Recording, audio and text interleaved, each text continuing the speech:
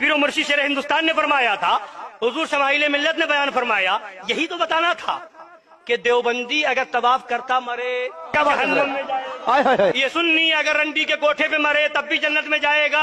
ये मत देखो कि बात कहाँ की हो रही है, काबा की, और जो रंडी के कोठे की, ये मत देखो। कहते लोग बेनमाजी हो जाएंगे, अमल से दूर हो जाएंगे, वो तुम्हारे वहां होते होंगे। बात ये हो रही है कि अकीदा। अच्छा, हम और आप क़यामत के मंजर को सोच करके या कभी अल्लाह के अजाब को सोच करके कभी रोए हैं क्या? कभी ऐसा हुआ लाइफ में? आओ हज़रत आयशा की बात करते हैं। हज़रत आयशा बयान फरमाती है, ज़करतुन्नार फबकैतु, मैंने जहन्नम को याद किया, जहन्नम की हवालागी को सोचा, और उसको सोचने के बाद मेरी आंखों से आंसू जारी हो गए। ये वो सहाबिया है जो नबी की बीवी है, जिसका जन्नत में जाना कन्फर्म है, लेकिन अल्लाह रब्बुल आलमीन के खौफ की वजह से जहन्नम को याद करके उनकी आंखों से आंसू जारी हैं।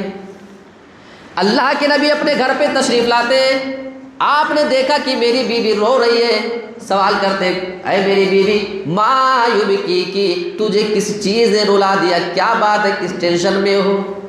हज़रत आयशा सवाल करती है, अल्लाह के नबी, आप दुनिया में अपने घर वालों पे बड़ी मोहब्बत जताया करते हैं, आप हमारे लिए फ़िक्र किया करते हैं, आज मैं आपसे ये सवाल करती हूँ, अल्लाह के नबी, मैंने जहन्नम को सोचने के बाद मुझे रोना आ गया।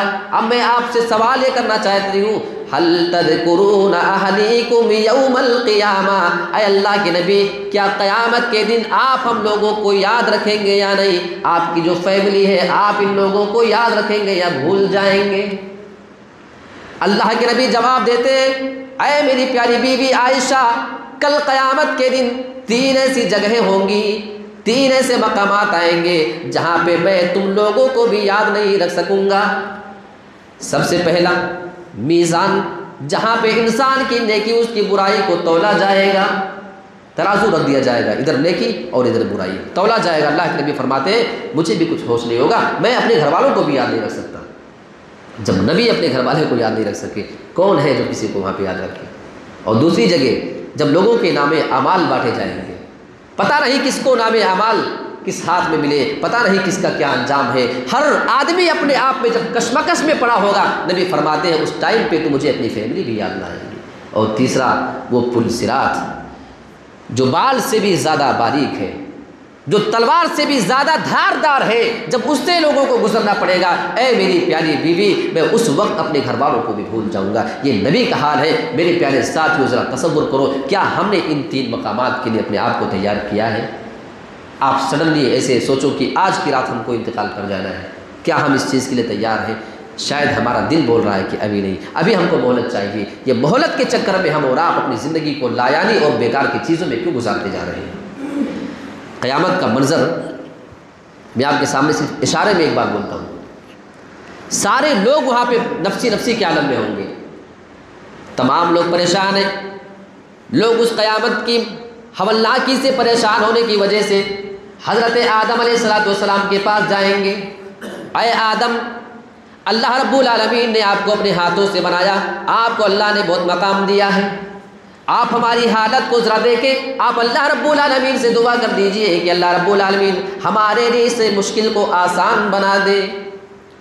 हज़रत आदम जवाब देंगे, नफ्सी नफ्सी, आज तो मुझे सिर्फ अपने जान की फ़िक्र पड़ी है, आज मेरा रब इतना ज़्यादा नाराज़ है, इससे ज़्यादा नाराज़ है, न कभी वो पहले हुआ न इसके बाद वो कभी इससे ज़्यादा नाराज़ होने वाला है। मैं कुछ नहीं कर सकता हूँ। नूह के पास जाओ, वहाँ जाएंगे वही जवाब, इब्राहीम के पास जाओ, वहाँ जाएंगे वही जवाब, मूसा के पास जाओ, ईसा के पास जाओ, लास्ट में जब लोग मुहम्मद रसूलुल्लाह के पास जाएंगे तो अल्लाह के नबी सल्लल्लाहु अलैहि वसल्लम फरमाते हैं कि मैं लोगों की सिफात करूँगा। वो पूरी हदीस है, क्या क्या मामला होगा, कैसे होगा, मैं उस तफसील में नहीं जाना चाह रहा हूँ। लेकिन मेरे प्यारे साथियों, क़यामत का मंजर कितना ख़तरनाक होगा। बड़े बड़े नबियों की हालत ख़राब होगी, अपने अलावा किसी और की उनको फ़िक्र ही नहीं होगी। कुरान मजीद में आगे अल्लाह रब्बुल आलमीन 7वें पारे में कुछ और अहम बातें बता रहे हैं। इन तुअज़्ज़िबहुम फ़इन्नहुम इबादुक व इन तग़फ़िर लहुम फ़इन्नका अंतल अज़ीज़ुल हकीम। ऐ मेरे रब, अगर तू इनको अज़ाब दे दे तो ये तेरे बंदे हैं, तू चाहे तो अज़ाब दे सकता है, وَإِن تَغْفِرْ لَهُمْ، اور اگر تو اپنے بندوں کو معاف فرما دے، فَإِنَّكَ أَنْتَ الْعَزِيزُ الْحَكِيمُ، تو بے شک تو غالب ہے، حکمت والا ہے، تو جو کام کرنا چاہے کر سکتا ہے۔ اس آیت کو سننے کے بعد اور پڑھنے کے بعد ایک بہت بڑی بات ہم کو معلوم ہوتی ہے۔ علامہ ابن قیم رحمۃ اللہ علیہ لکھتے ہیں اس آیت کے بارے میں کہ اللہ کے نبی صلی اللہ علیہ وسلم کبھی کبھی پورے تہجد میں صرف اسی ایک آیت کو پڑھ پڑھ کے پوری تہجد کی نماز ختم کر دیا کرتے تھے۔ مزید وہ ایک مسئلہ نکالتے ہیں اس سے پتہ چلتا ہے کہ قرآن مجید کو جلدی جلدی پڑھ لینا، زیادہ سن لینا یہ کمال نہیں ہے، قرآن پہ غور کرنا، قرآن کو سمجھنا یہ زیادہ اہم ہے۔ آج آپ دیکھ لو تراویح کی نمازوں میں بہت ساری جگہوں پہ آپ کے یہاں ماشاءاللہ بہت اچھا سسٹم ہے، قرآن مجید ایسا پڑھا جا رہا ہے کہ سمجھ میں آتا ہے۔ بہت سی جگہوں پہ آپ دیکھو آدھے گھنٹے میں پوری 20 رکعت کی تراویح ہو جا رہی ہے، صرف اٹھا بیٹھا کہ قرآن مجید کے ساتھ کھلواڑ نہ کیا جائے۔ اللہ کے نبی کا یہ حال ہے۔ اور میں آپ کو بتاؤں گا، آپ کو تعجب ہوگا، اس آیت کریمہ کے اندر کہا کیا گیا ہے، بندوں کے سلسلے میں بات ہو رہی ہے۔ اللہ تعالیٰ ان کو چاہے تو عذاب دے تیری مرضی، چاہے تو چھوڑ دے تیری مرضی، یعنی اللہ کے نبی بندوں کے بارے میں کتنی فکر مند ہوا کرتے تھے۔ یہ آیت جو ہے بندوں کے سلسلے میں ہے۔ اللہ کے نبی اس آیت کریمہ کو پڑھ رہے تھے، قرآن مجید کی تلاوت کرتے کرتے اس آیت پہ پہنچتے ہیں، ان تعذبہم فإنہم عبادک، اے اللہ اگر تو ان کو معاف کر دے، اگر تو ان کو عذاب دے تو یہ تیرے بندے ہیں، اور اگر تو معاف کر دے تو معاف کرنے والا تو معاف کر سکتا ہے۔ یہ حضرت عیسیٰ علیہ السلام کی دعا ہے جو وہ اپنی قوم والوں کے لیے کر رہے تھے، یعنی عیسیٰ اپنی قوم والوں کے لیے قرآن مجید میں یہ دعا کر رہے ہیں۔ اللہ رب العالمین ان کے الفاظ کو ریکارڈ کر رہا ہے۔ آگے قرآن پڑھتے پڑھتے حضرت ابراہیم کی ایک دعا آتی ہے، وہ اپنی قوم والوں کے لیے دعا کرتے ہیں، فَمَن تَبِعَنِي فَإِنَّهُ مِنِّي وَمَنْ عَصَانِي فَإِنَّكَ غَفُورٌ رَحِيمٌ، اے میرے پروردگار میری امت میں سے جو میری بات مانے، جو میری اتباع کرے تو وہ مجھ میں سے ہے، وہ ہماری قوم میں سے ہے، اور جو میرا انکار کر دے تو تو بخشنے والا ہے، تو رحم کرنے والا ہے، تو چاہے تو ان کو بھی معاف کر سکتا ہے۔ جب یہ اللہ کے نبی نے پڑھا کہ عیسیٰ اپنی امت کے لیے دعا کر رہے ہیں، ابراہیم اپنی امت کی فکر میں لگے ہیں، اللہ کے نبی صلی اللہ علیہ وسلم بھی ہاتھ اٹھا کے رب کے پاس دعا کرنے لگے۔ آپ کو اپنی امت کی فوراً فکر ہوتی ہے۔ ذرا تصور کریں، نبی قرآن پڑھتے تھے تو ہم امتیوں کو بھی یاد کیا کرتے تھے۔ صحیح مسلم کے الفاظ، اللہ رب العالمین جبرائیل کو بھیجتا ہے، اے جبرائیل جاؤ سوال کرو، یہ میرا نبی کس وجہ سے رو رہا ہے، کیا بات ہے، کون سی پریشانی اس کو آ پڑی۔ حضرت جبرائیل آ کے سوال کرتے ہیں، اللہ کے نبی جواب دیتے ہیں، ابراہیم کو اپنی قوم کی فکر ہے اور عیسیٰ کو اپنی قوم کی فکر ہے، لہٰذا مجھے یہ دیکھنے کے بعد مجھے بھی اپنی قوم کی فکر پڑ گئی۔ اللہم امتی امتی، اے اللہ میری امت کا کیا ہوگا، میری امت کا کیا ہوگا۔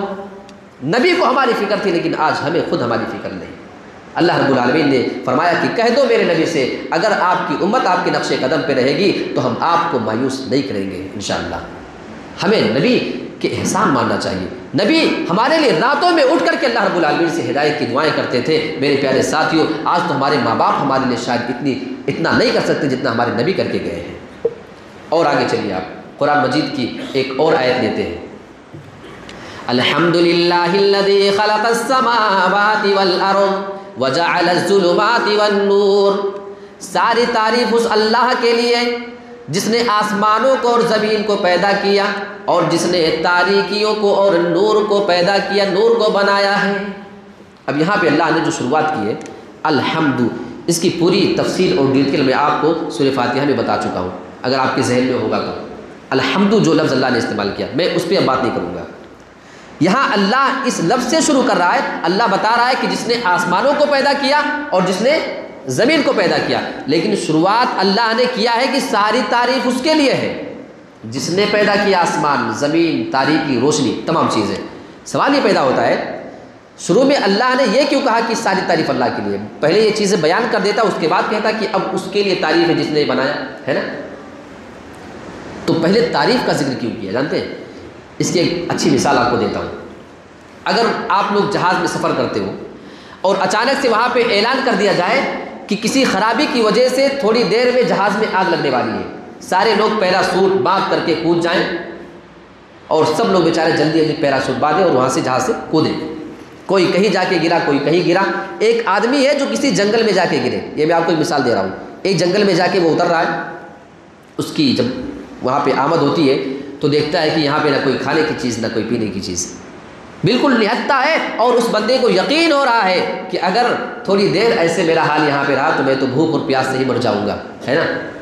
اسی کشمکش میں اگر اس کو نیند آ جائے, اور نیند لگنے کے بعد جب اس کی آنکھ کھلے, میں آپ کو یہ بتا رہا ہوں کہ پہلے تعریف اللہ کی کیوں کی گئی ہے نا زمین آسمان کی پیدائش میں. اس بندے کی آنکھ کھلے, اچانک دیکھتا ہے کہ ایک اچھا خاصا ہمارے سامنے شامیانہ وغیرہ ٹینٹ وغیرہ لگا